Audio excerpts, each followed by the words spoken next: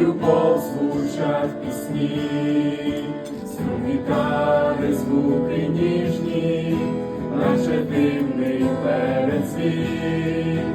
Посмішки привітні друзі, сміхи хлопців і дівчат. Ви згадаєте, ймовірно,